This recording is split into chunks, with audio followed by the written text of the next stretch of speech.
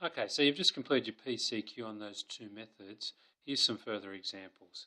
So we said there were two methods to this. One is either to divide by the numbers in front of the grouping symbols, or the other method was to expand.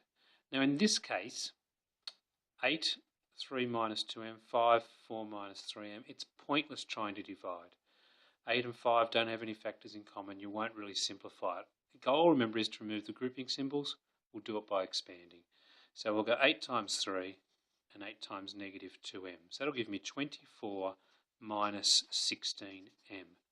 Notice the negative there, positive times negative, negative, is equal to 20, positive times negative, negative 15m.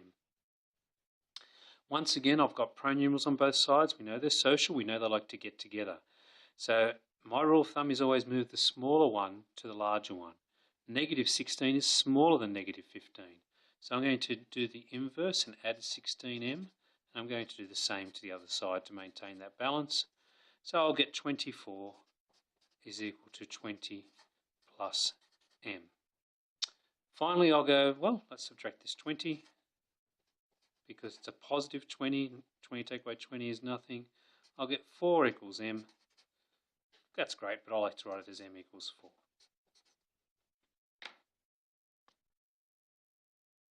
Okay, here's a second example. So I've got 4 lots of 3x minus 5 minus 2 lots of 7 minus x equals 8. Now I'm looking here, I'm seeing 4, 2, 8. I could divide everything by 2. And that would work. The only thing here though is I still have to expand this bracket anyway. If I have to expand, I may as well just expand from scratch. No further steps involved in it. So I'll go 4 times 3 is 12x. 4 times negative 5 is negative 20. Now when I expand this bracket, I need to be careful. I'm not expanding 2 times, I'm expanding negative 2 times everything. So I've got negative 2 times 7, negative 14. Negative 2 times negative x. Negative and negative is a positive 2x equals 8. Now, I've got 2 lots of pronumerals, but they're not on different sides, they're on the same side. So what I want to do is simplify this side down. And I think that's important to keep in mind.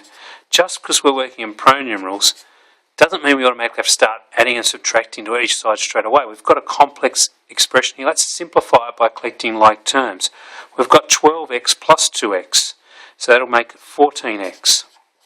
We've got negative 20, take away 14. That'll make negative 34. My gosh, I'm spacing this out. Trying to keep my equal signs underneath each other. Is equal to 8. And now I've got a nice two-step equation to solve. I'll add the 34 to both sides. Gives me 14x is equal to 42. And so my next step will be to divide, because it's 14 times x, inverse operation, divide by 14, divide by 14. 42 divided by 14 is a nice 3. So I get x equals 3. Okay, so a couple of things there for you to have a look at, and now I'll let you get on with the exercise.